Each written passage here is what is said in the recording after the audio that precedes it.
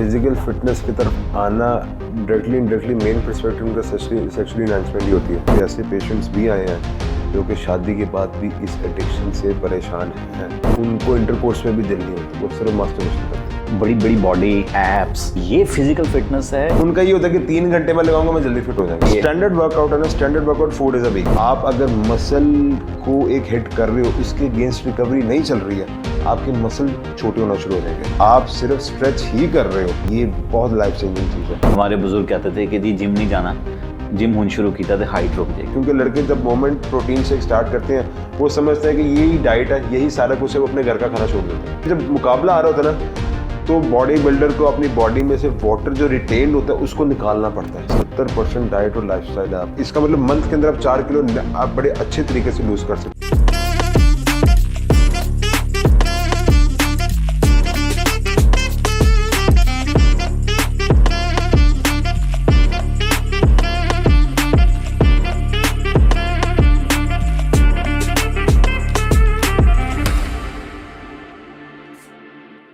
Hello अस्सलाम वालेकुम, मेरा नाम अरशद हसन है और आप देख रहे हैं ऑफ साइड शो।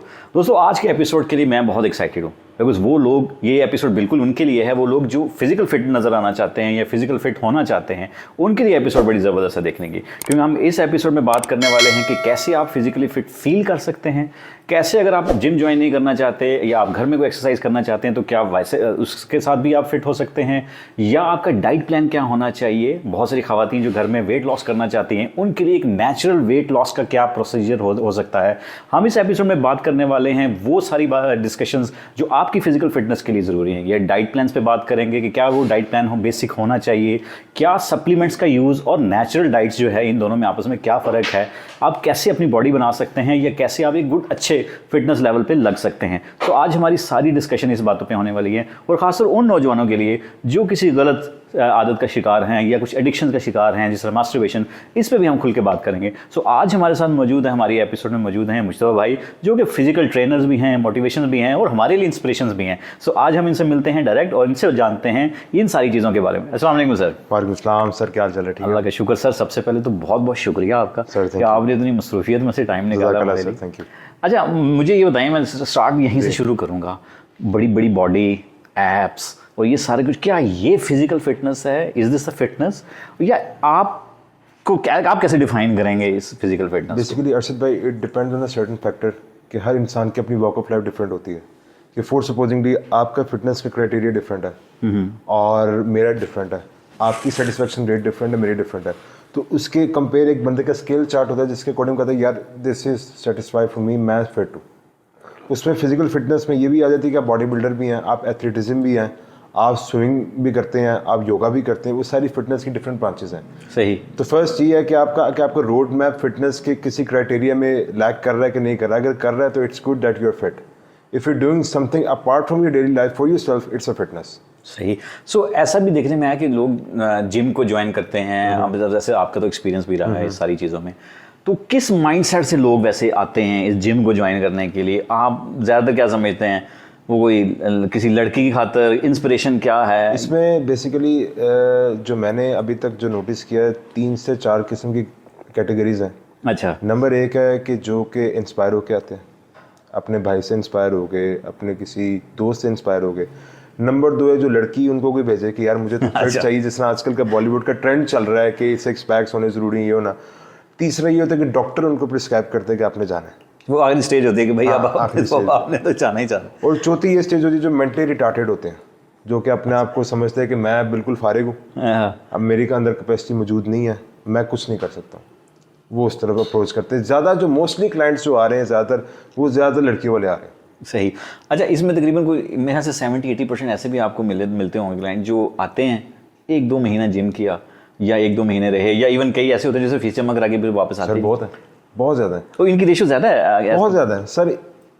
मोस्टली लड़कों का यही सीन होता है कि लेस टाइम में हाई रिजल्ट जनरेट हो, हमें कम से कम वक्त में ज़्यादा डिमांडिंग चीज़ मिले, जिसकी वजह से वो लालच की तरफ अट्रैक्ट होते हैं, शॉर्टकट्स की तरफ अट्रैक्ट होते हैं और जिसकी कॉन्सिक्वेंसेस उनको बाद में देखने पड़ते हैं।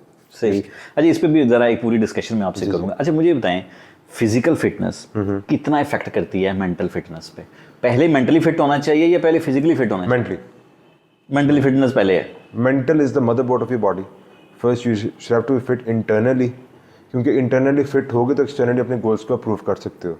आप इंटरनली आप यहाँ से अंदाज़ा लगा लें कि फोर्स सपोजिंगली आप हैं और आपने 24 घंटे नींद नहीं पूरी की हुई है, आप किसी भी टास्क को कंप्लीट नहीं कर सकते until unless you should have to be recover yourself first। As a trainer आप क्या सजेस्ट करते हैं, क्या जिम डेली बेसिस पे जाना चाहिए, कितना टाइम फ्रेम में वर्किंग करनी चाहिए, क्या ज़रूरी है 3-3 घंटे 2-2 घंटे बैठना वहाँ पे जिम में? भाई सबसे ज़्यादा जो इम्पोर्टेंट फैक्टर ये है कि आपके जेनेटिक्स बहुत काउंट करते हैं। जेनेटिकली आपकी बॉडी है, फोर्स सपोजिंगली डिफरेंट केसेस आते हैं। कहीं को जेनेटिकली मीन्स कि उनकी स्किन बहुत ज़्यादा हार्ड होती है, कहीं की लीन होती है, कहीं की वेन्स बहुत ज़्यादा होती हैं, कहीं को 3 महीनों में फ़र्क पड़ता है, कहीं को 6 महीनों में फ़र्क पड़ता है, कहीं को साल में पड़ता है। जो टेक्निकली एक चीज़ है ना, वो सबसे पहले है कि आपका जो 25 मिनट्स का जो स्ट्रेट वर्कआउट है वो इनिशियल पॉइंट होता है स्टार्ट होने का।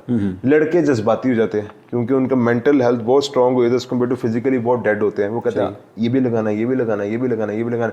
उनका ये होता है कि 3 घंटे में लगाऊंगा मैं जल्दी फिट हो जाएगा। हालांकि इस तरह का कोई सीन नहीं है, ये उल्टा अपने आप को ज़्यादा तकलीफ में डालते हैं। सो वैसे वर्कआउट जो रेस्ट बॉडी को भी चाहिए होती है ना, सो नॉर्मली आप क्या सजेस्ट करते हैं कि क्या 5 दिन वर्कआउट करना चाहिए? स्टैंडर्ड वर्कआउट है ना, standard workout 4 days a week है। अच्छा, जो स्टैंडर्ड वर्कआउट है, जो 5 डेज अ वीक है वो आउट क्लास है, जो 6 डेज अ वीक है वो प्रो है। अच्छा, जो 6 दिन करते हैं वो प्रो लीग है, क्योंकि टेक्निकली तौर पर आप जो अपना 50% वीक का अहेड चले गए मीन्स 4 डेज, तो इसमें आपने अपना टारगेट कंप्लीट कर लिया, आपने अपना वर्कआउट कर लिया हुआ।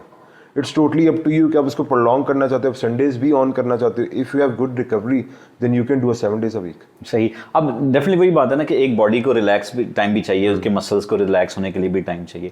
सो लेट्स सपोज एक बंदा 4 डेज अ वीक जाता है, तो वो आप क्या टाइम सजेस्ट करते हैं कि जी आधा घंटा उसको करना है, घंटा करना है, तब 4 डेज करे, या अगर वो कम टाइम दे रहा है तो फिर वो उसको 5 डेज भी कर लेना चाहिए, कोई बात नहीं? सबसे पहले ये अरशद भाई काउंट किया जाता है कि उसकी बॉडी स्टैट्स कहाँ पे खड़े हैं। सही। उनके सबसे पहले जो फोर्स सपोजिंग डे, जिस तरह आप हैं, आप एक एथलेटिक एकदम फिजिक में है कि मीन्स का आपने वर्कआउट नहीं किया लेकिन आप फिटेस्ट फॉर्म में है, आप हाइकिंग भी कर सकते हैं। आपको जो भी मौके पर जरूरत दरपेश आएगी आपकी बॉडी उसके अगेंस्ट काम करेगी। ये अच्छा परसेप्शन आपने किया, क्योंकि वो आपकी बॉडी ने बैकअप स्टोर किया हुआ है अनटिल अनलेस आपको नहीं पता कि आपकी कैपेसिटी क्या है, क्योंकि आपने कभी इसको ट्राई आउट नहीं किया।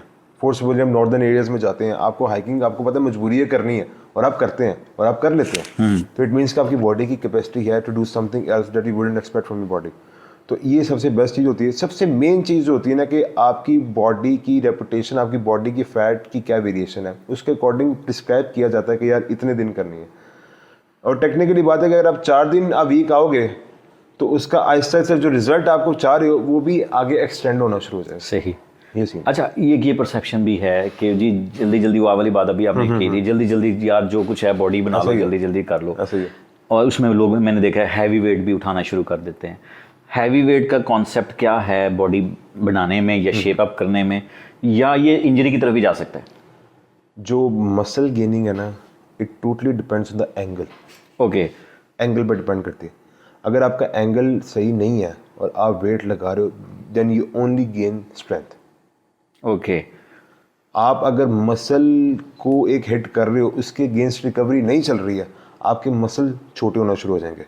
हाँ हाँ, वो कंज्यूम उनकी छोटी होना शुरू हो जाएगी। स्ट्रेंथ गेन होगी, आपका स्टेमिना भी गेन होगा, लेकिन मसल्स आपके क्योंकि रिकवर नहीं है वो स्टिफ होना शुरू हो जाते हैं। सही। ये सीन है। अच्छा, वो अक्सर मैंने देखा है जिम में भी लोग ना, मतलब अभी शायद 10वां दिन ही होता है, 5वां दिन ही होता है, वो ऐसा हैवी वेट लगा रहे होते हैं कि बंदा वो देख के हैरान हो जाता है। जज्बात में आ जाते हैं, अपनी ताकत को चेक करते हैं, लोगों को देखते हैं कि यार मैंने अगर अपनी जिम में हेलो हाई करनी है तो मुझे वेट गेन करना पड़ेगा, मुझे वेट बढ़ाना पड़ेगा, आवाज़ें कसेंगे ऊंची ऊंची, हाइप क्रिएट करेंगे। उसका इतने ज़्यादा सीरियस कॉन्सिक्वेंसेस अरशद भाई मैं आपको बता नहीं सकता हूँ। द मोमेंट आपकी कोई कमर का मसला आ गया है, उसका हर जाना आपको सारी ज़िंदगी भरना पड़ता है। अच्छा, ये जो इंजरीज हैं, इनसे पहले मुझे बताएं कि क्या जिम में आप जाते हैं, अगर कोई भी जाता है तो इंस्ट्रक्टर होना ज़रूरी है? बहुत ज़रूरी है। अच्छा, इवन दो कि हमने अपने जिम के अंदर जो एक इनिशिएटिव अब्बा जी ने स्टार्ट किया कि जो भी नया न्यू कमर आता है उसको हम 7 to 10 डेज़ की फ्री ऑफ कॉस्ट ट्रेनिंग देते हैं, just for the sake of this कि यार वो इंजरी से बच जाए। सही। क्योंकि 10 डेज़ में उसकी इतनी मेंटल ग्रूमिंग हुई थी कि वो इस चीज़ को समझ जाता है कि मैंने यहाँ पे जज्बातों पे काबू रखना है और यहाँ पे स्टैटिक वेरिएशन के साथ मैंने ट्रेनिंग करनी है। सही। क्योंकि पहले जब ये इनिशिएटिव नहीं था तो लड़के आते थे, अब एक लड़के ने 100 kg की डेडलिफ्ट लगाई है, न्यू कमर है, उसने without any precaution, without any wearing safety belt, उसने फ़ौरन 100 kg उठाया, मौके पे तो उठा लिया, लेकिन आफ्टर 2-3 डेज़ उसकी प्रॉब्लम होना शुरू हो गई, उसके जो मसल्स हैं उनके अंदर ब्लीडिंग स्टार्ट हो गई, उसके मसल टिश्यूज फट गए। तो इसके कॉन्सिक्वेंसेज हैं, क्योंकि लोहे के साथ खेल रहे हो तो लोहा अपना आप दिखाता जरूर। अच्छा, जैसे आपने बात की कि जिम में जाते हैं और डिफरेंट टाइप्स के वेट यूज़ कर लेते हैं लोग, लेकिन ये इसका मतलब ये हुआ कि अगर आपने जिम में जाना तो इतना इंपॉर्टेंट नहीं है, बल्कि इसके साथ साथ आपके पास बड़ी अवेयरनेस भी होनी चाहिए। सो ये जो यूट्यूब पे मटेरियल पड़ा हुआ है, बहुत सारी ऐप्स हैं, मैंने देखी हैं, बहुत सारी ऐप्स आपके सामने आ जाती हैं जिसमें वो अक्सर फिजिकल फिटनेस के लिए वो एक्सरसाइज बताते हैं। क्या उस पर रिलाई कर लेना चाहिए या फिजिकली ट्रेनर साथ होना एटलीस्ट कोई 10 दिन महीना ज़रूरी है? फिजिकली बहुत ज़रूरी है, क्योंकि जो एप्लीकेशंस, ये एक एल्गोरिथम है जो कि डिज़ाइंड है। ये एक डिज़ाइंड एल्गोरिथम, और बॉडी टू बॉडी वेरी भी करता है। वेरी नहीं करता। और जो फिजिकल ट्रेनर मौजूद होगा, जो आपको इन पर्सन आपकी बॉडी के थ्रू वेरिएशन कराएगा, वो एक एप्लीकेशन नहीं करवा सकती है। एप्लीकेशन आपको सिर्फ एक प्रोग्राम देना है।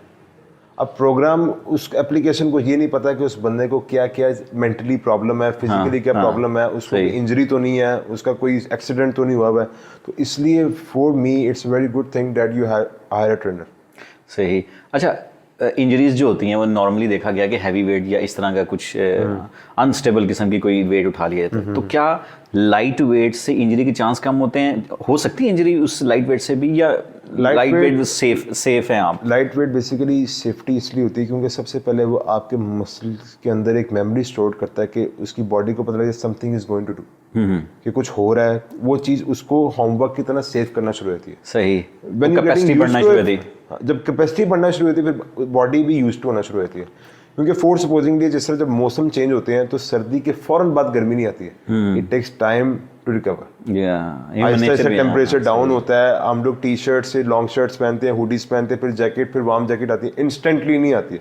इससे क्या बॉडी यूज टू होना शुरू हो जाती है। सही। ये सीन है। अच्छा, इसमें मुझे ये बताएं कि जो लोग जिम नहीं जाना चाहते, टाइम नहीं है, या उनको लगता है कि शायद अगर जिम जाएंगे तो 2 घंटे चाहिए जी, 1 घंटा कम से कम उसकी तैयारी में और 1 घंटा जिम के अंदर कम से कम, वो घर में बैठ के कुछ करना चाहते हैं। सो वो कौन सी एक्सरसाइजेज हैं या कौन सी चीज़ें हैं जहां वो कर सकते हैं? आई मीन रनिंग कर सकते हैं या बाकी क्या क्या चीज़ें हैं जो एक्सपीरियंस कर सकते हैं और फिजिकल फिटनेस के लिए?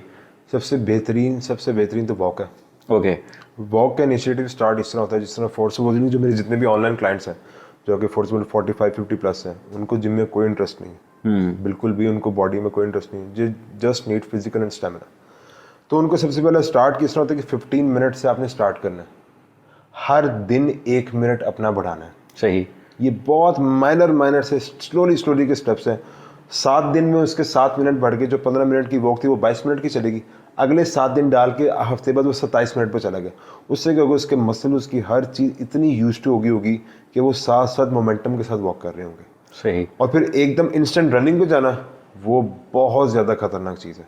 ओके। वो आपके इंटरनल जो लेग के मसल्स है उनको टेयर अप कर सकता है, क्योंकि आपकी बॉडी प्रिपेयर नहीं और आपने उसको फौरन एक इम्तिहान में डाल दिया। इंस्टेंटली वो रिएक्ट कर जाएगी, आप कर लोगे, उसके जो आफ्टर इफेक्ट्स हैं वो बहुत टफ होंगे। सही। सही। अच्छा, इसमें मुझे ये बताएं कि एक जिम में जाता है बंदा, अक्सर ये परसेप्शन भी बनी हुई है कि यार अगर आपने एक दफ़ा जिम शुरू कर दी ना, बस आप पीछे नहीं हट सकते। आपकी बॉडी शेप अप अगर एक दफ़ा होती है तो फिर दोबारा फैट्स आना शुरू हो जाएंगे। तो कंसिस्टेंट रहना कितना ज़रूरी है? सर ये समझ लें कि ये वफादारों की गेम है। इट्स अ लाइफ स्टाइल, आपको अपनाना पड़ेगा। जो वफादार है वही अपना सकता है, जो बेवफा है वो नहीं अपना सकता, क्योंकि the moment you step out gym आपको छोड़ देता है। सही। आपको डेली आके अपनी बॉडी को रिकॉल करना पड़ता है कि आई एम डूइंग समथिंग। तो इसके नेगेटिव इफेक्ट्स क्या हैं? इसके नेगेटिव अगर आप डिपेंड सोचें कि अगर आपने एक लिमिटलेस है, आपने क्या मैंने हद पार करनी है, और आपने क्या मैंने प्रोफेशनल भी नहीं खेलना, और आप इसको मिस यूज़ कर रहे हो या अब यूज़ कर रहे हो, तो उसके कॉन्सिक्वेंसेज हैं। फॉर सपोजिंगली कहीं जो मेंटली रिटार्डेड जो लड़के होते हैं उनके अंदर एक कॉन्फिडेंस नहीं होता हर लिहाज से।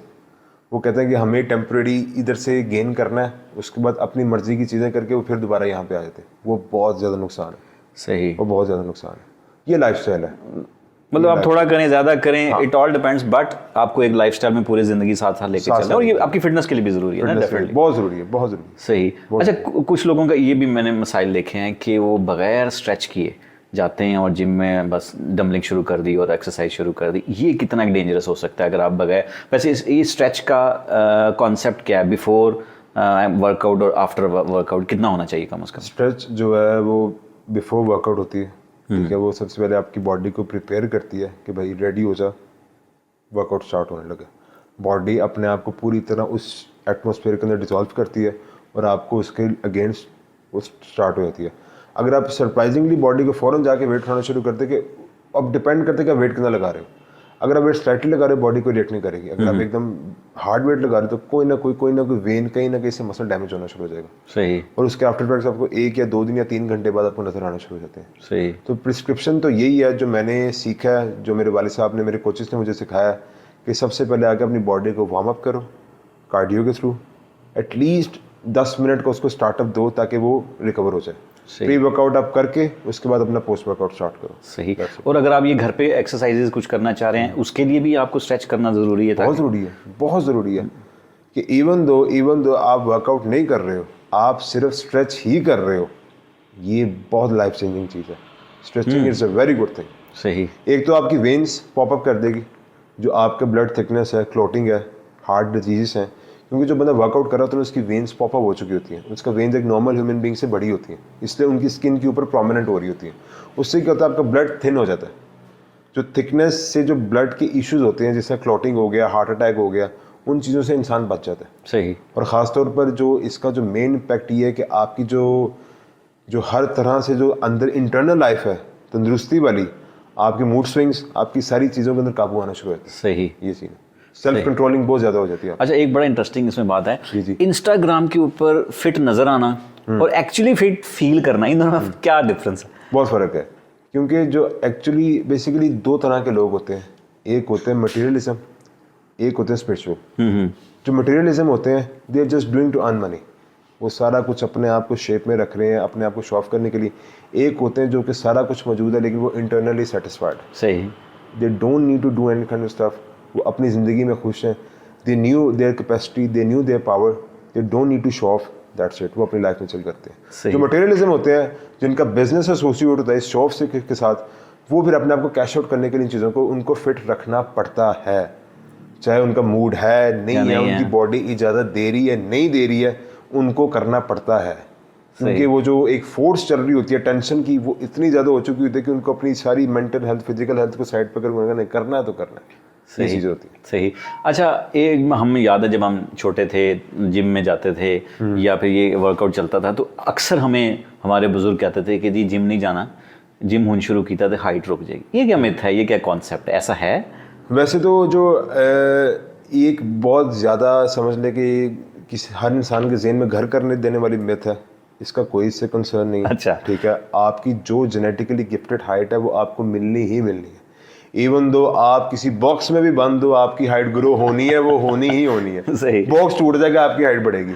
तो ये सारी मिथ है, इसका कोई कंसर्न नहीं आपकी जिम करने से ना करने से। ठीक है, मतलब इसमें जो जेनेटिक रोल है वो है। मतलब इससे ये फर्क नहीं पड़ता कि आप अगर वेट अपलिफ्ट कर रहे हैं या इस तरह का कुछ कर रहे हैं तो आप स्ट्रेच करो, स्ट्रेच बल्कि उससे ज़्यादा बढ़ेगी। हाँ, stretching it's a very good thing.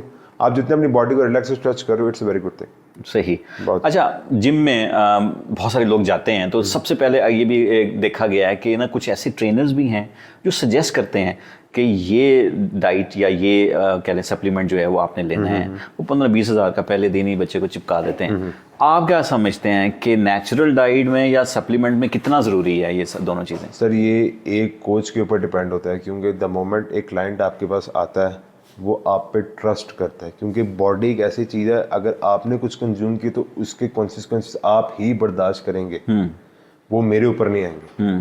तो कोचेस का यहाँ पे 100% लॉयल होना इसलिए ज़रूरी है क्योंकि अगर उसको ज़रूरत है तो उसको प्रिस्क्राइब करो। अगर आप नेचुरली उसके टारगेट्स को अचीव करवा सकते हो तो you should to do naturally. क्योंकि यहाँ पे क्या होता है, यहाँ पे कमीशन अटैच हो जाती हैं। और सपोजिंगली है कि आप अरशद भाई, आप मेरे पास ट्रेनिंग करने आए और मुझे मेरे बॉस ने कहा जी अरशद भाई को आपने pre workout, post workout, protein shake सारा पैकेज बना के आपने 40,000 का सेल करना है, उसके अगेंस्ट आपको 8,000 मिलेगा। अब मैं क्या करूंगा, मैं डेली आपके कान में आके वसवसे डालना शुरू कर दूंगा, अरशद भाई नहीं, ये नहीं मजा नहीं आ रहा, लेट हो जाएगा, आप थक रहे हैं, आपकी ऐसा लग रहा है कि आप थकावट बहुत, आप कहेंगे हाँ यार तू सही कह रहा है, हाँ आपकी आंखों के नीचे हल्के भी पड़े, आप नींद नहीं पूरी कर रहे, आप डाइट भी नहीं खा रहे हो ना, हाँ यार ओए हो ये तो आप ज्यादा ही कर रहे हो। 1 दिन 2 दिन 1 वीक में आपकी ग्रूमिंग करते करते आपको कि यार वो क्या हिसाब किताब है, तो अरशद भाई सेल लगी हुई है कर ले, आपको ठीक है ले। द मोमेंट आपने शुरू करवाया, उसने अपनी कमीशन अपने जेब में डाली, आप उसको कंज्यूम कर रहे हैं और आपको मेंटली बूस्टिंग करी जा रहा है कि वो आप देखें वो क्या फ़र्क पड़ रहा है आपको, क्या इम्पैक्ट आ रहा है आपको, अच्छा यार ठीक है यार, बड़ी अच्छी बात है। तो ये बेसिकली डिपेंड ये करता है कि अगर आपकी अगर लालच नहीं ना जुड़ी हुई है, उसको वाकई ज़रूरत है, आप उसको करो। सप्लीमेंट बहुत अच्छी चीज़ है, लेकिन आप उसको पूरी चीज़ों के साथ प्रिस्क्राइब करो कि यार इसके साथ ये है, क्योंकि लड़के जब मोमेंट प्रोटीन शेक स्टार्ट करते हैं, वो समझते हैं कि यही डाइट है, यही सारा कुछ है, वो अपने घर का खाना छोड़ देते हैं।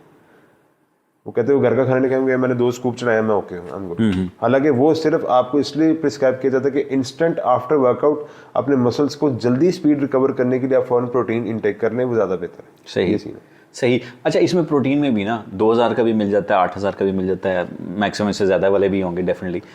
ये जजमेंट कैसे होगी कि यार ये सही है ये गलत है? सर ये ऑनलाइन बहुत ज़्यादा स्कैम चल रहे हैं, बहुत ज़्यादा। हम लोग भी इस चीज़ का शिकार हुए हैं, क्योंकि पहली बात तो ये है कि सस्ता सप्लीमेंट आप ले तो लो, लेकिन आप कॉम्प्रोमाइज़ किस तरह कर सकते हो अपनी हेल्थ को? आप किसी को भी नहीं कर रहे हो, अपनी हेल्थ के साथ कॉम्प्रोमाइज़ कर रहे हो। कि आप देखें ना, एक सप्लीमेंट की प्राइस जो है कि वो $200 के अंदर 200 जा रही है, $200, ठीक है, 270 280 का है। उसके अंदर VATs डाल के, उसकी शिपमेंट चार्जेस डाल के, उसके एविएशन चार्जेस डाल के अगर फेडेक्स या DHL आप बुक करवाते हो तो आपका राउंड में पड़ता है 35-36 हज़ार रुपये का। ठीक है, मैं मिसाल दे रहा हूँ। और अगर आपको वही सप्लीमेंट यहाँ पे 8000 का 6000 का मिले, तो आप किस तरह एक्सपेक्ट कर सकते हैं कि यार ये मुझे रिजल्ट भी दे और ये मेरे साथ ओके भी रहे। सेल्स लगती हैं दुबई एक्सपो के अंदर, सेल्स लगती हैं जिसके अंदर जो हमारे जो अच्छे वेंडर्स हैं पाकिस्तान के, वो बल्क में सामान उठाते हैं और जिनकी एक्सपायरी भी 3-3 4-4 साल की होती है। आप वो बहुत अच्छे वेंडर्स हैं यहाँ पे, जिस तरह आप जैक न्यूट्रिशन कह लें, वो बड़े अच्छे वेंडर्स हैं यहाँ पे, बड़ा अच्छा काम कर रहे हैं। तो ऑथेंटिकेशन बहुत ज़रूरी है उस चीज़ों की। अब तो उन्होंने बाकायदा बॉक्स के साथ उन्होंने QR कोड दे दिया हुआ है। आप उस QR कोड को ऑनलाइन मारेंगे, वो अपना सारा बायोडाटा कि कौन सा फ्लेवर है, कौन सी कंपनी है, कौन सी प्रोडक्ट है। इवन तो जब हम भी सप्लीमेंट सेल करते हैं तो सबसे पहले सप्लीमेंट का QR कोड चेक करके क्लाइंट को उसके सामने, फ़ोन के सामने रख देते कि भाई ये QR कोड चेक कर ले, ये ऑथेंटिक है। सही, ये सीन होता है। ठीक है। अच्छा, बहुत सारे इन्फ्लुएंसर को भी मैंने देखा है, वो आज एक सप्लीमेंट की तारीफ कर रहे होंगे कि दुनिया का सबसे बेहतरीन सप्लीमेंट ये है, मैं ये लेता हूँ, आप ये लें।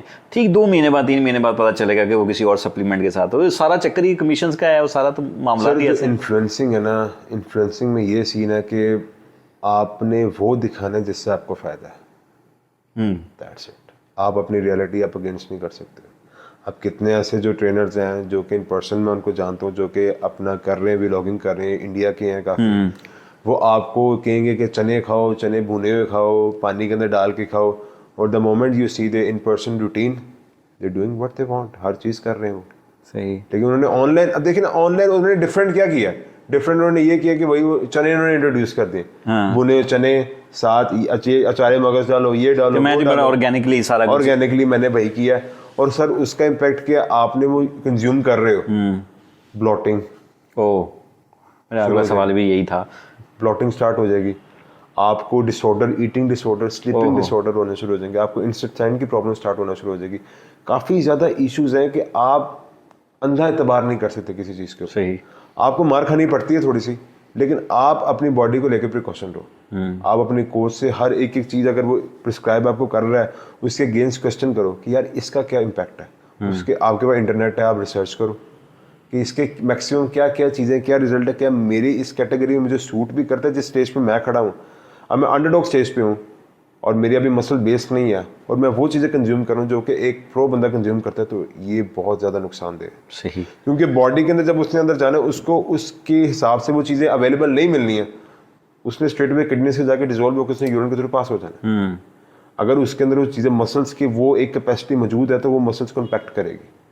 तो इसमें क्लासेस होना बहुत ज़रूरी है कि आपको पता हो कि आपका स्टैंडर्ड कहाँ पे है, आप कहाँ पे लैक कर रहे हो, कहाँ पे रिलाई कर रहे हो, उसके अकॉर्डिंग आप एक ग्राफ चार्ट बनाओ, तो उसके अकॉर्डिंग आप सेट रहते हो। सही। ये सीन होता है। अच्छा, अब पिछले कोई 5 सालों से अगर आप पहले देखें तो ये डेथ रेशियो इतनी नहीं थी, हार्ट अटैक की इतनी रेशियो नहीं थी। मतलब लोग ये कहते थे कि यार जो जिम जा रहा है या फिजिकली कोई ट्रेनिंग ले रहा है, तो वो उसकी लाइफ जो है वो बेहतर है उस बंदे से जो बिल्कुल ही घर में बैठा है। ये क्या ऐसा ये सारा सिनेरियो है कि पिछले 5 सालों में तो हम बहुत सुन रहे हैं, बहुत केसेस देख रहे हैं, वो ये फूड सप्लीमेंट की वजह से ही हो रहा है सारा कुछ? ये dark side of body building. अच्छा, ये बॉडी बिल्डिंग की डार्क साइड है। तो ये पहले भी तो हो रहे थे? इसका सीन ये होता है कि जब आप प्रोफेशनली किसी चीज़ के अंदर स्टेप इन करते हैं ना, तो वो चीज़ों के सिनेरियोज सारा कुछ चेंज हो जाता है। यहाँ पे क्या होता है, द मोमेंट आप फोर सपोजिंगली एक स्टेरॉइड साइकिल कर रहे हैं, आपको स्टेरॉइड्स इनटेक कर रहे हैं, आपका कोई कंपटीशन है सॉर्ट ऑफ, तो उसमें एक बड़ी एक मखसूस हद होती है जिसको प्रिकॉशनरी, जिसके पीछे अगर आप कंज्यूम भी करें स्टेरॉइड्स तो आपका न्यूट्रिशन का डॉक्टर डिफरेंट, आपका डाइटर डिफरेंट होना चाहिए, आपके body test week to week चल रहे हैं, आपकी बॉडी का हर ऑर्गन मॉनिटर हो रहा है। और अगर आप अंदाजे से कर रहे हो इसको इस तरह कर ले, इसको इस तरह कर ले, तो उसके कॉन्सिक्वेंसेस आपको बर्दाश्त करने पड़ते हैं। क्योंकि ये मैंने आपको बात की बॉडी का मामला है, जिधर बॉडी क्लच करती है वहाँ पे गेम चेंज होती है। क्योंकि जब मुकाबला आ रहा होता है ना तो बॉडी बिल्डर को अपनी बॉडी में से वाटर जो रिटेन्ड होता है उसको निकालना पड़ता है, ताकि स्किन के अंदर कोई भी चीज़ ना हो, मसल और स्किन और साफ नज़र आ रहे हो। वो जो मरहले हैं वो बड़े क्रिटिकल होते हैं।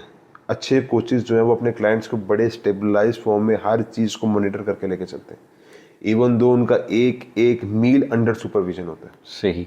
सो ये इतना क्रिटिकल मैटर है, यानी कि एक आम बंदे की समझ में आना शायद थोड़ा सा डिफिकल्ट है, अदरवाइज उसको कोई ट्रेनर या कोई सार्ड न्यूट्रिशन लेना पड़े। तो एक आम आदमी जिसका मुकाबले से कोई ताल्लुक नहीं है, कोई कंपटीशन भी नहीं करना उसने, बस उसने अपनी एक बॉडी को अच्छी शेप देनी है या बिजनेस वो करना है, अपना काम करना है, उसके लिए आप सजेस्ट करते हैं कि लेना चाहिए, उसको अवॉइड ही करना चाहिए कि यार नेचुरली चलो आप? सबसे पहले उससे पूछना चाहिए कि वो करना क्या चाह रहा है।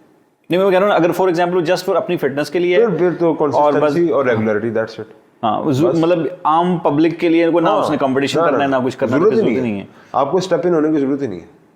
कोई आपको फोर्स करे वो बात अलग है, या आप अपनी मर्जी से खुद करो तो बात अलग है, वरना आपको कोई ज़रूरत नहीं है। अल्लाह ताला ने आपको हर चीज़ आपके हिसाब से पूरी दी हुई है, आप इसको सिर्फ रिकवर करते रहो और डेली आके एक्सरसाइज करते रहो, आप फिट हो, आप सेटिस्फाइड हो। First you should have to satisfy for yourself. अगर आप नहीं हो, आप कहते नहीं और तो उसके फिर कॉन्सिक्वेंसेस हैं। सही। अच्छा, ये जो सप्लीमेंट्स के साथ एक बॉडी बनती है किसी इंसान की और एक नेचुरल टाइम लगाता है बंदा, तो दोनों की लॉन्ग लास्टिंग कितनी है? सर, जो नेचुरल फूड सप्लीमेंट्स है इनका सिर्फ ये बेसिकली आपको हेल्प आउट करते हैं आपकी फूड रिकवरीज के लिए। सही। कोई इनका कोई इम्पैक्ट नहीं है, कोई साइड इफेक्ट नहीं। क्यों नहीं है? क्योंकि फोर सपोजिंगली आपने वर्कआउट डन किया, एक तरफ आपको चॉकलेट का एक प्रोटीन शेक पड़ा हुआ, दूसरी तरफ आपके 6 अंडे उबले पड़े हैं। What would you prefer? जो लेस टाइम कंज्यूमिंग हो, जो टेस्ट में भी अच्छा हो, जो कि आप इजीली डाइजेस्ट कर लो, प्रोटीन शेक है। प्रोटीन शेक का ये कंसर्न है, टाइम फ्लेक्सिबिलिटी को बचाने के लिए, आपके मसल्स की फास्ट इनहेंस रिकवरी के लिए प्रोटीन शेक यूज होते हैं। अच्छा, एक सिंपल मैंने जिस बताया, जिम में जा रहा है बंदा, उसको कितनी प्रोटीन डेली बेसिस के ऊपर चाहिए? उसका क्या डाइट प्लान, एक बेसिक डाइट प्लान क्या होना चाहिए? बेसिक डाइट प्लान है, फर्स्ट आपका ये है कि आपका जो बॉडी वेट है उससे ट्वाइस एज मच आपको प्रोटीन चाहिए होगी। Okay. For supposing 1 kg of body weight is equal to 2 pounds of protein. For आपका जिस तरह वेट अराउंड 70 kg है तो आपको 140 pounds of protein, 140 gram protein चाहिए आपको। सही। ठीक है, आपने जिस तरह, अब क्वेश्चन ये आता है कि हम इसको रिकवर किस तरह करें, इसको कंज्यूम किस तरह करें। उसमें आपको थोड़ी सी मैथमेटिकल चीज़ें करनी पड़ती हैं, थोड़ा सा डिजिटलाइज होना पड़ता है, जो कि गोरे करते हैं। वो क्या करते हैं, वो स्मार्ट वर्क करते हैं, जिसकी वजह से उनके रिजल्ट्स और चीज़ों में ज़मीन आसमान का फ़र्क होता है। आप 75 kg आपका वेट है, आपको daily 150 gram of protein per day चाहिए। अब आपने उसको कंज्यूम करना किस तरह करनी है? प्रोटीन शेक्स हैं, आपका मीट है, मटन है, बीफ है, चिकन है, एग्स हैं, फिश है, डिफरेंट सिनेरियो हैं जो कि रिसोर्सेज है प्रोटीन के, आप उसको कंज्यूम करो और अपने बैलेंस के अकॉर्डिंग चलते रहो। कंसिस्टेंसी के साथ साल 6 महीने के बाद आपको अपनी बॉडी डेवलपमेंट स्टार्ट होना शुरू हो जाएगी। सही। बस लालच ना रखो कि जल्द, उसके कॉन्सिक्वेंसेस खतरनाक है। सही, मतलब अपना पूरा टाइम लगाना चाहिए, जो भी एक नेचुरल बॉडी का टाइम। बहुत बेहतरीन। सही, ठीक है। उसका जो इम्पैक्ट है ना, जो आप जो नेचुरली एक जो नेचर ऑफ टाइम के साथ कर रहे हो, उसका लॉन्ग लास्टिंग इम्पैक्ट है और उसके बेनिफिट्स भी बहुत ज़्यादा हैं और उसके अंदर आपकी जो सेल्फ इन्हेंसिंग है ना, बहुत स्ट्रांग होती है। सही, ठीक है। अच्छा, इसी सिनेरियो में ना एक बड़ा पाकिस्तान में, बड़ा खैर पूरी दुनिया में ये कॉन्सेप्ट अब चल पड़ा है कि यार वेट लॉस करना है। पहले तो मुझे ये बताएं कि किस बॉडी को ये समझ जाना चाहिए कि यार अब मैं ओवरवेट हो रहा हूँ, मतलब क्या वो स्टैंडर्ड है जिसको आप जिस तरह फॉर एग्जांपल कहते हैं 100 kg पे कोई चला गया, तो ज़रा वो हाइट वाइज होता है कि अगर आपकी हाइट इतनी है तो उसके अगेंस्ट एक रेशो होती है, लेकिन वो किस आपको लगता है कि यार इस बंदे को ना थोड़ा सा अपने कॉन्शियस हो जाना चाहिए? क्योंकि जो 140 है या 150 kg है वो तो डेफिनेटली है ही है, लेकिन नॉर्मली क्या बंदे को नज़र रखनी चाहिए? सबसे पहले तो आपकी हाइट, जिस तरह आपने अभी मुझे कहा कि हाइट बहुत मैटर करती है, हाइट के अकॉर्डिंग आपके वेट मेजरमेंट जो सेफ्टी लिमिट्स है वो मेजर की गई हैं। जिस तरह अगर कोई 6 फुट का है तो उसकी अराउंड वेट हो 85 to 95 के दरमियान, वो एक हेल्थी वेट है। अब उसको कम या बढ़ाना उसकी जिम्मेदारी है। जो बॉडी के अलार्मिंग सिचुएशन होती है ना, जब आपकी जो बेली है, वो बेली आपकी 1 या 2 इंच बाहर निकलना शुरू हो गई है और वो अपने स्टैंडर्ड के बजाय वो डाउनफॉल पे जाना शुरू हो गई, इट मीन्स वो अलार्मिंग में है। सही। कि वो आपकी फैट रिस्टोरेशन कर रही है, वो आपके सारे जो बॉडी के प्रोसेस को स्लो करना शुरू कर देगी। आपको एमलेस हो जाओगे, आपका दिल करेगा कि यार मैं सिर्फ खाता रहूँ और सोता रहूँ। और इसके गेंस इस तरह कुछ कमज़ोर होते हैं लड़के, जिनका मेटाबॉलिज्म इतना तेज़ होता है कि वो फैट को रिटेन नहीं कर पाते, वो जितना मर्जी खा लें वो स्टिक रहते हैं। हाँ। वो ये एक्सट्रीम लेफ्ट है और मोटापा एक्सट्रीम राइट है, जो बिटवीन डोज है वो फिटनेस है। सही, एग्जैक्टली। आपने सिर्फ कोशिश ये करनी है, जिस तरह कोई अगर मोटा है, कोई मोटापा बहुत ज़्यादा हुआ है, सबसे पहले उसकी जो आपने वर्कआउट नहीं उसको कराना, उसकी डेली रूटीन उसकी सेट करनी है बस। सही। अच्छा, इसमें ना बहुत सारी डाइट्स प्लान भी हैं, अक्सर हमें नज़र भी आती हैं। कीटो डाइट कर लो जी, एग डाइट है जी, जूस डाइट है, एप्पल डाइट है, पता नहीं कौन कौन सी है, फास्टिंग है, इंटरमीडिएट फास्टिंग। ये कितना डेंजरस हो सकती हैं अगर कोई बंदा वेट लॉस करना चाह रहा है, या ये बहुत इफेक्टिव है? वेट लूज करना जो है हेल्थी वे से, it's a very good thing. हाँ, मैं ये भी सवाल और अगर आप हेल्दी वेट लॉस और बैड वेट लॉस क्या है? बैड वेट लॉस में ये होता है जिस तरह कि कोई ऑनलाइन आपने डाइट चार्ट देखा है, जो कि ना ही आपने अपने न्यूट्रिशनिस्ट से प्रिस्क्राइब करवाया हुआ है, ना ही वो आपकी बॉडी टाइम, बॉडी जोन और बॉडी साइकिल को मैच कर रहा है, और आपने क्या मैंने करना है। उसमें क्या होगा कि आपने एक जिस्म को, जो कि एक अच्छा खासा 100 kg 110 kg ऑफ वेट का जिस्म है, आप उस पूरे जिस्म रन हो रहा है सिर्फ दूध के ऊपर और अंडों के ऊपर, और उसको कुछ कंजम्पशन नहीं हो रही है। तो वो क्या करेगा, वो इंस्टेंटली अंदर की जो चीज़ें हैं ना वो खाना शुरू कर दे। ठीक है, आपके फ्लूइड्स, आपकी जो अंदर की स्ट्रेंथ है, आपकी मस्कुलर स्ट्रेंथ है, आपका टेस्टोस्टेरोन लेवल है खासतौर पर मर्द का, वो डाउन होना शुरू हो जाए। उस टाइम मौके पे बंदा कहेगा यार वेट लूज हो गया, लेकिन वो स्किन के अंदर इलास्टिसिटी पैदा कर देता है। ओके, स्किन की ग्रिप खत्म हो जाती है, और उसके बाद the moment he starting eating again, वो ट्वाइस एज मच स्पीड में बढ़ता है, क्योंकि वो ईगरली वेट कर रहा होता है फैट्स को, उन चीज़ों का, कि एक दफ़ा मिल जाए और मैं उसको स्पीड तेज़ कर दूँ। वो बहुत ख़तरनाक है, उसके बहुत ज़्यादा कॉम्प्लिकेशंस हैं, ख़ासतौर पर मर्द हजरात के अंदर तो बहुत ज़्यादा कॉम्प्लिकेशंस हैं। ये कावे, ये चीज़ें, ये कीटो डाइट नहीं। आप सबसे पहले अपने आप को खुद तोलो कि यार ये चीज़ मेरी रूटीन के साथ मैच कर भी रही है कि नहीं कर रही। आप अपनी बॉडी से काम पूरा ले रहे हो, जब उसकी फीडिंग के अगेंस्ट उसकी बारी है तब उसको दे कुछ नहीं रहे हो। तो मैं इसकी मिसाल लड़कों को इस तरह देता होता कि फोर सपोजिंगली आप एक जॉब कर रहे हो, आप 12 घंटों की जॉब कर रहे हो, और महीने बाद मैं आपके हाथ में 1000 रुपया पकड़ा दूँ, आपकी क्या फीलिंग होगी? सर मैं आइंदा नहीं करूँगा। तो मैंने कहा बॉडी जो है, बॉडी आपको बाहर निकल के एक्सप्रेस नहीं करेगी, वो आपको सिम्टम्स देगी। आपकी यूरिन को पेल करेगी, आप डिफरेंट हेडेक्स देगी, आपको सर दर्द, बुखार चढ़ेगा, कि वो अलार्मिंग सिचुएशन, यार मेरे पे फोकस करो, मेरे पे फोकस करो, इस तरह ना करो, तुम काम पूरा ले रहे हो लेकिन उसके गेंस मुझे फीडिंग कुछ नहीं कर रहे। सही। तो उसके कॉन्सिक्वेंस ये साल 6 महीने लगते हैं, उसके बाद बंदा बड़ा परेशान हो जाता है, बड़े इश्यूज क्रिएट होना शुरू हो जाते हैं। सही। डाइट का कितना रोल है सर? 70%। 70% आपका बेसिकली डाइट है, तो 30% आपका वर्कआउट वगैरह काम कर। 70% डाइट और लाइफस्टाइल है आपका डाइट और लाइफस्टाइल में डिसिप्लिन है, आप वर्कआउट कर रहे हो, नहीं कर रहे हो, आप फिट हो। सही। यहाँ पे अक्सर होता है ना कि जिम से आगे साथ पराठों वाला की एक स्टोर होता है, रेस्टोरेंट होता है, वहाँ से वो तो बस चल रहा है ना, वो तो शुगल चल रहा है, वो तो असल में शुगल चल रहा है। डिसिप्लिन अगर आपकी पास मौजूद है, तो अगर वर्कआउट आप नहीं भी कर रहे हो, तो आप फिटनेस हो, आप फिट हो। सही।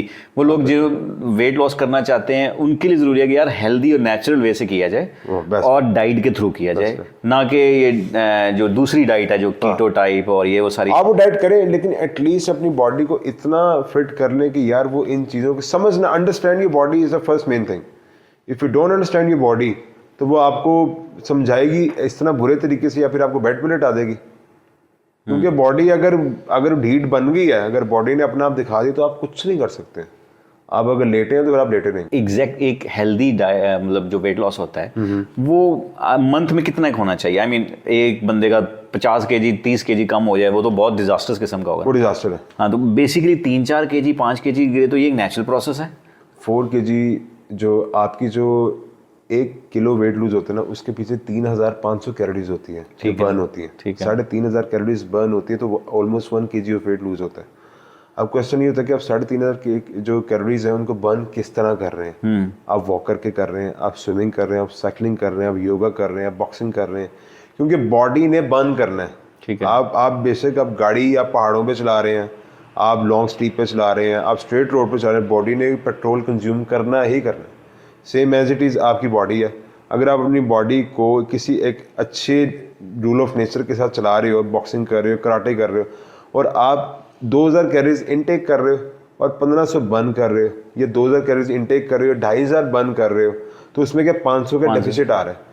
वो 500 का डेफिसिट पर वीक के हिसाब से आप करते जा रहे हो, तो आपका वीक में 1 kg ओके नेचुरली डाउन हो जाएगा। इसका मतलब मंथ के अंदर आप 4 किलो आप बड़े अच्छे तरीके से लूज कर सकते वो एक बेस्ट प्लान है। हो। कंसिस्टेंसी है, लॉन्ग है, प्रलॉन्ग है। आपकी बॉडी की नेचर जो अडेप्ट करना शुरू कर देगी, जब उसको पता लग जाएगा, वो बॉडी के अंदर फैट सस्टेन करना छोड़ देगी, वो ऑटोमेटिकली फैट को डिल्यूट करना शुरू कर देगी। जिस तरह मोस्टली मेरे ऐसे क्लाइंट्स हैं जो कि मेंटेनिंग के अंदर है, वो 5 days strict diet, Saturday Sunday eat what they like.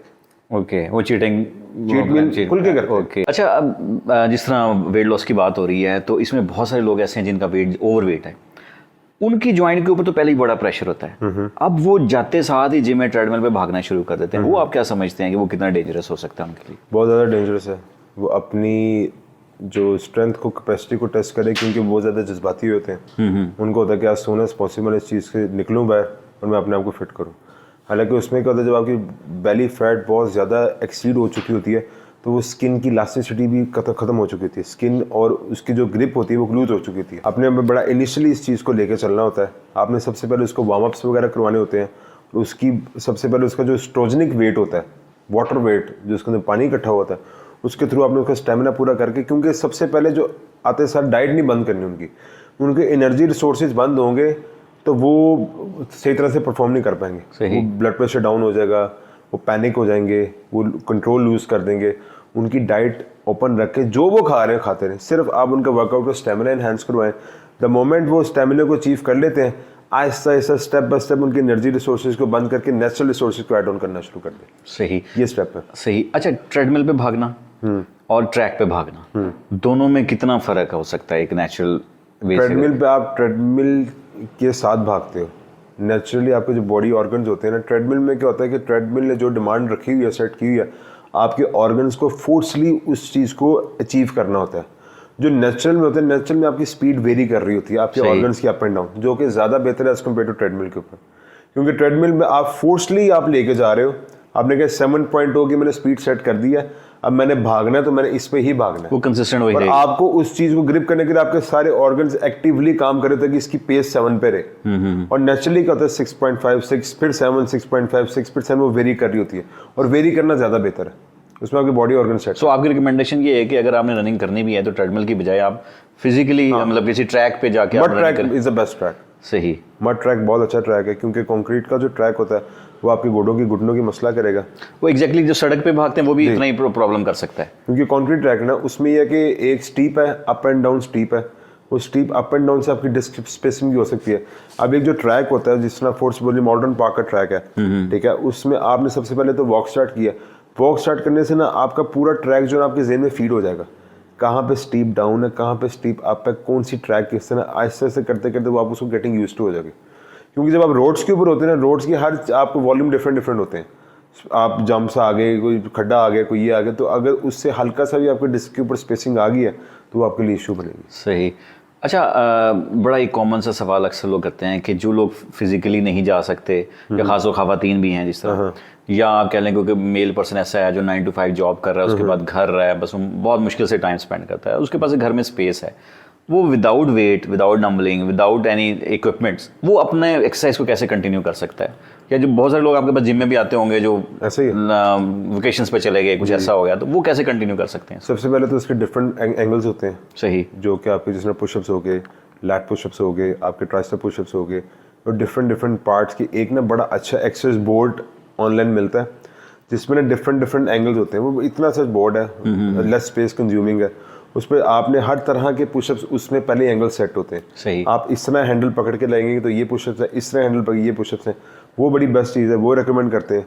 और साथ एक छोटा मिनी मैट होता है जिसके ऊपर आप कार्डियो की डिफरेंट एक्सरसाइज करते हैं, क्योंकि आपको सिर्फ अगर आपको आपकी हाइट के अकॉर्डिंग आपके रूम में स्पेस है ना, तो आप 30 मिनट्स का वर्कआउट करें, बॉडी ने सिर्फ कंज्यूम करना है और बर्न करना है।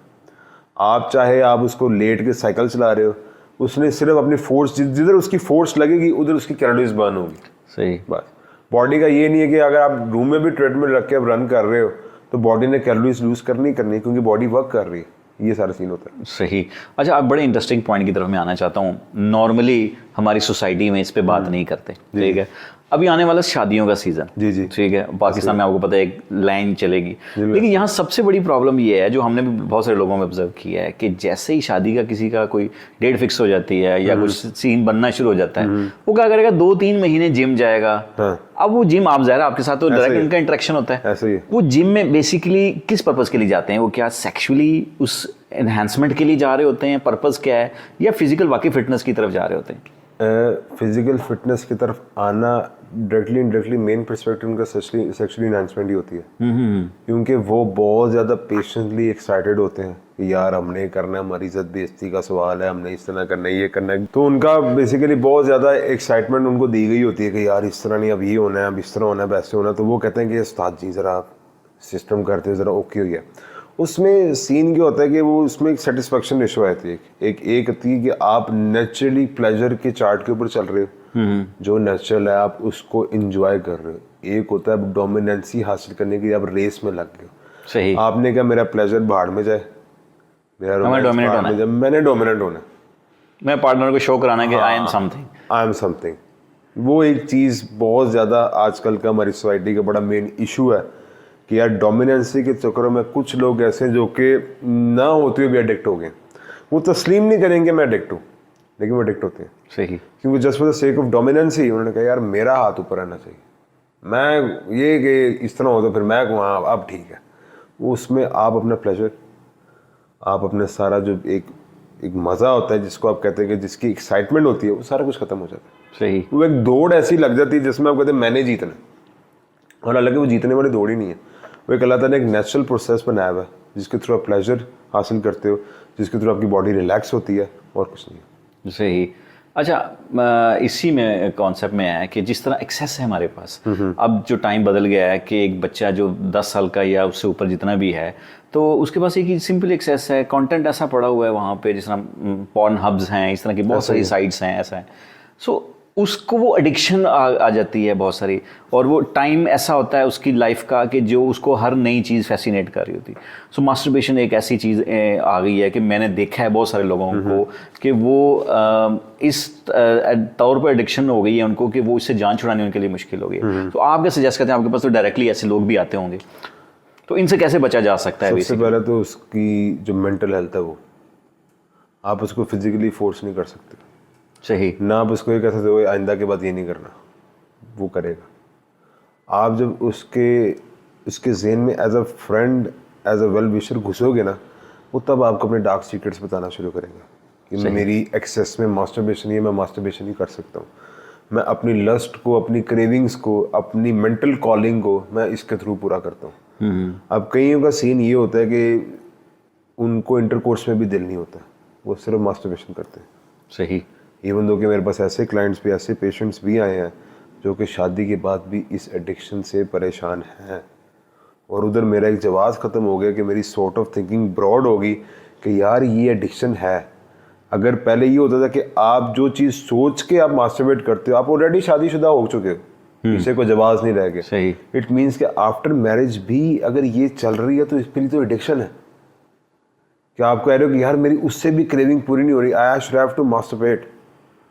वो फिर मेरे लिए लम्हा फिक्रिया था। फिर मैंने इस चीज़ के बारे में मज़ीद रिसर्च स्टार्ट की, अच्छे डॉक्टर्स, अच्छे साइकोलॉजिस्ट, फिजियोथेरेपिस्ट, इन जो इश्यूज़ क्रिएट कहाँ से होते हैं, क्योंकि आपके जब आप अकेले होते हैं ना तन्हाई में जो आपकी जो डार्क थॉट्स होती हैं वो आपको हंट करती हैं, जिसके अगेंस्ट आप इस तरह के एक्शंस करते हो। और इसकी जो एक्शंस का जो रिएक्शंस है ना, वो आप जब इन पर्सन एक्ट करते हो अपनी वाइफ के साथ, व्हाट्सएवर किसी के साथ, उसके जो इम्पैक्ट है ना वो वहाँ पे नज़र आता है। सही। आप क्रेव करते हो कि यार जो मैंने देखा था आज वो मैं परफॉर्म करूँ। वो परफॉर्म करना और देखने में ज़मीन आसमान का फ़र्क है। उसका इम्पैक्ट आपके पार्टनर के ऊपर बैठ पड़ता है, जिसकी वजह से इश्यूज़ होना, कॉम्प्लिकेशंस होना स्टार्ट हो जाती हैं, इश्यूज़ होना स्टार्ट हो जाते हैं। ये बहुत ज़्यादा, ये मैं आपको शुक्रगुजार हूँ कि आपने इस चीज़ को हाईलाइट किया है, क्योंकि ये बड़ी कम आवाम है। यूट्यूब पे सारे तो इन्फ्लुएंसर बने बैठे हैं, लेकिन सिर्फ इस चीज़ पर बात करने बहुत कम लोग हैं जो इस चीज़ के ऊपर बात करते हैं, और आपने इस चीज़ को टॉपिक को बड़े हिम्मत दावे के साथ आपने छेड़ा है, क्योंकि इससे आपको जाहिर होता है कि आपको कितना यूथ के साथ कितना अफेक्शन है और कितना चाह रहे हैं कि ये बेसिकली सदका जारी है कि जिनको इस तरह की प्रॉब्लम्स हैं वो अपने आप को ये ना समझे कि इंडिविजुअल है, सबको इस तरह की प्रॉब्लम्स है, सारे इस तरह की हरकतें करते हैं, वो अकेले नहीं है। इफ़ ए प्रॉब्लम है, seek out to those person who understand you and who take care of you and your privacy. सही। ख़ास तौर पे मैं आपने बात की कि आफ्टर द मैरिज भी लोग भी इसमें एडिक्शन में हैं। मैं बात करना चाहूँगा वो यंगस्टर्स जो अभी मतलब टीन एज के अंदर हैं, उनके पास एक्सेस भी है, उनके पास सिर्फ गाइडलाइन नहीं है, उनको बताने वाला नहीं है, बट ये उनको फैसिनेट कर रही है। आप क्या समझते हैं ये एज ए इन्फ्लुएंसर कह लें या आप कह रहे हैं एज ए जिम ट्रेनर, आप उनको कैसे क्या सजेस्ट करेंगे, उनके पेरेंट्स को खास तौर पे, और प्लस अगर वो बच्चा कोई देख रहा है तो उनको क्या सजेस्ट करेंगे, क्या करना चाहिए? इसमें यह है कि आपका ऑब्वियस सी बात है कि अगर लड़का इस चीज़ में एसोसिएट है तो उसके फादर उसको अप्रोच कर सकते हैं, और अगर लड़की है तो उसकी मदर उसको अप्रोच कर सकती है, क्योंकि वो ज़्यादा कंफर्टेबल होंगे इस तरह सेल्फ टॉकिंग करने में। ख़ास तो पेरेंट्स का बहुत बड़ा हाथ है। पेरेंट्स अपने बच्चों के साथ माँ बाप से हट के दोस्ती करें, उनके अच्छे दोस्त बने, जिसमें कुछ पेरेंट्स हैं कर रहे हैं। इसमें मेरे जिम में ऐसे भी लड़के आते हैं जिनके पेरेंट्स उनके ऐसे जैसे बेस्ट बडीज़ हैं। वो अगर कोई बैड हैबिट भी करते हैं वो अपने बाप को बिला झिझक बताते हैं, क्योंकि वो डर नहीं रहे होते। एक डराना ही समथिंग एल्स, समझाना ही समथिंग एल्स। वो डराने के चक्कर में वो दोस्तों से डिस्कस करते हैं, दोस्त उनको मज़ीद एक नई चीज़ से मुतारिफ़ करवाते हैं जिससे वो उसकी तरफ चलना शुरू होते हैं।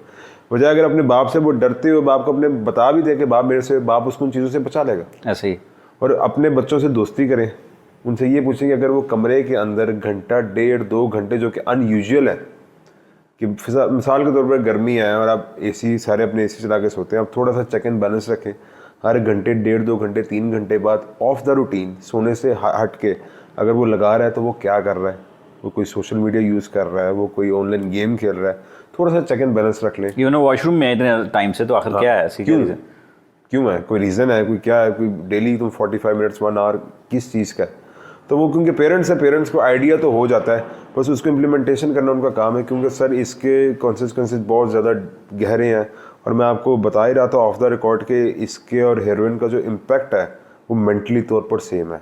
हाँ, आपका कहीं पे जहन नहीं टिकेगा, आपका पूरा दिन सिर्फ एक जहन में होगा कि यार कब वो मोमेंट आएगा जब मैं सुकून से अपने घर में जाके मैं अपनी सर्चिंग करूं। आपने हर चीज़ को फॉर ग्रांटेड करके गुजारना है। अच्छा, okay okay okay okay, the moment आपने एक्साइटेडली आप जा रहे हैं, घर जाके आपने सारा कुछ कर आपने कहा not smart time to do, और आप उसमें सर्च कर रहे हो, उसमें क्या हो रहा है, आपका जहन वीक होते होते क्या होगा, आपका कुछ करने को दिल नहीं करेगा। सही। आप सिर्फ कहोगे मुझे खाना चाहिए, मैं ये, बस एमलेस हो जाएगा। आपके अंदर इतनी कैपेसिटी, इतनी एनर्जी नहीं होगी कि आप बाहर जाके कुछ कर दो, आप नेगेटिव हो गए। और जो आपके अंदर एनर्जी स्टोर्ड होंगी, जो पर्सन आपके अराउंड आपका दोस्त होगा, आप उसको भी नेगेटिव स्टार्ट कर दोगे। यार कुछ भी नहीं है, कोई अपॉर्चुनिटी नहीं है, ज़िंदगी फारिग है, ज़िंदगी ये है। वो जो एमलेस हो गए, जो कि फुल टाइम स्ट्रांग लड़का था, वो सारा चेंज हो जाएगा। नेगेटिव इम्पैक्ट उड़ जाता है बंदा। तो ये बड़ा अच्छा इनिशिएटिव आपने लिया है कि आपने इस चीज़ को हाईलाइट किया है। अल्लाह करे कि हमारे इस पॉडकास्ट से उन लोगों को भी सुकून, या फिर उन लोगों को भी एक रोशनी की किरण नजर है, जो कि समझते हैं कि मैं अकेला ही जो कि इस कुएं में गिरा हूँ। बहुत अवाम है सर, हम सबसे मिस्टेक्स होती हैं, गलती होती है, लेकिन इससे बचाने वाली ज़ात अल्लाह की है। आप कोशिश करके देखो, अल्लाह ताला आपको इस चीज़ से निजात दिलाए। सही। अच्छा, मैंने यूट्यूब पे भी देखा है, या बहुत सारे इन्फ्लुएंसर भी ऐसे मैंने बात करते हुए देखा है कि ये एक नेचुरल प्रोसेस है, और इस नेचुरल प्रोसेस में से कोई फर्क नहीं पड़ता आपकी सेहत पे, या बहुत सारे डॉक्टर्स को इवन मैंने देखा है। लेकिन एक्चुअली ये नेचुरल प्रोसेस है, लेकिन नेचुरल डिज़ायर पूरी नहीं होती इसे नेचुरल डिज़ायर। तो इसका मतलब ये है कि अगर आपकी डिज़ायर पूरी नहीं है तो फिर आप दोबारा डिज़ायर करेंगे। जब आप बार बार डिज़ायर करेंगे तो एडिक्ट हो जाएंगे। आपका मूड डिप्रेस है, आप मास्टरबेट करोगे। आपका मूड हैप्पी है, आप मास्टरबेट करोगे। आप एंजाइटी में हो, आप मास्टरबेट करोगे। आप अनकॉन्शियस हो जाते हो। इसलिए मैंने आपको कहा था कि जो इमेजिनेशन वाली मास्टरबेशन है वो कदरे बेहतर उसका इस लिहाज से है क्योंकि वो इतना ज़्यादा करती है आपको नुकसान नहीं, लेकिन बहुत ज़्यादा नहीं करती। जो पॉर्न के साथ जो कॉम्बिनेशन है वो डिज़ास्टर है। सही। वो आपकी जहन की धज्जियाँ आपकी उड़ा देती है, आपको हर लिहाज से आपको मरीज कर देती है। वो भी एक ड्रग है। सही। बेसिकली जो western media they're selling drugs online to those people, क्योंकि ये बेसिकली आज टेक्नोलॉजी की जंग है। ऐसे ही आप यूथ को, युवा को आप एमलेस कर दें, हर टाइम उनको सेक्स अपील की तरफ, हर टाइम उनको इसकी तरफ क्रेविंग रखें, वो अपने टारगेट्स, अपने एम्स छोड़ देगी। सही। अच्छा, इसमें आपने जिक्र किया कि वो लोग जो सेक्सुअली डिज़ायर रखते हैं आफ्टर द मैरिज भी उनको ये कॉम्प्लिकेशंस भी रहती हैं, या वो इस फॉर्म में ज़्यादा फिर किसी और तरफ भी निकल पड़ते हैं अपनी वो डिज़ायर पूरी करने के लिए कि वो ड्रग्स और हीरोइन, और उनको किसी ने लगा देता है कि जी ये खा लेंगे या ये पी लेंगे तो आपका जो परफॉर्मेंस है वो बड़ी बेहतर होगी। इस बारे में आप क्या कहते हैं? वो बेसिकली वो टाइम ये होता है कि जब आपकी बॉडी अलार्म कर रही होती है कि यार आप कर रहे हो, इट्स नेचुरल थिंग, अल्लाह ताला ने हलाल तरीके से आपको वे आउट दिया हुआ है, बहुत अच्छी बात है, आप उसके अगेंस्ट रिकवरी अच्छी रख लो, यू आर गुड। अब आप हर चीज़ की कह रहे हो यार नहीं और ज़्यादा, excess of everything would gonna cause you trouble, तो आपने उसके कॉन्सिक्वेंसेस से भी अवेयर रहना है। आपके पास बहुत सी ऐसी बाम होगी जो कहेगी यार ये यूज़ करके देख काम हो गया, वो यूजिंग में बॉडी एक सब्स्टिट्यूट ढूंढ लेती है। आपके जेहन में एक चीज़ फीड होकर बैठ जाएगी यार जब तक वो नहीं होगा तब तक मैं कुछ नहीं कर सकता। सही। But the moment you started depending on external things getting worse. और वो बड़ी एडिक्शन का शिकार हो रहे हैं। Addiction. और एक्सेप्ट भी नहीं करते कि एडिक्ट हूँ, क्या है मैं तो नहीं हूँ, मैं नॉर्मल हूँ, मैं कुछ नहीं करता, लेकिन इंटरनली एडिक्ट होते हैं just for the sake of this कि यार निकाती नहीं होनी चाहिए, डोमिनेंसी, वो एक वन मैन शो बन जाता है। सही, ये चीज़ है।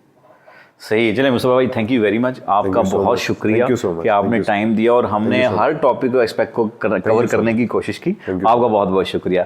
तो जी नाज़रीन, आपने देखा कि हमने एक कंप्लीट डिस्कशन करने की कोशिश की है। मज़ीद इसमें बहुत सारे पॉइंट्स हैं, बहुत सारी डिस्कशन की जा सकती है। अगर आपको फिर भी कोई कमेंट्स करने हैं तो आप हमें ज़रूर कमेंट्स में लिख के भेजिएगा, हम उन टॉपिक्स के ऊपर भी मज़ीद कोई बात कर सकते हैं। हमारे चैनल को सब्सक्राइब करें, बेल आइकन को दबा दें ताकि नई आने वाली वीडियो नए आने वाले मेहमान के साथ आपके साथ हाजिर हो सकें।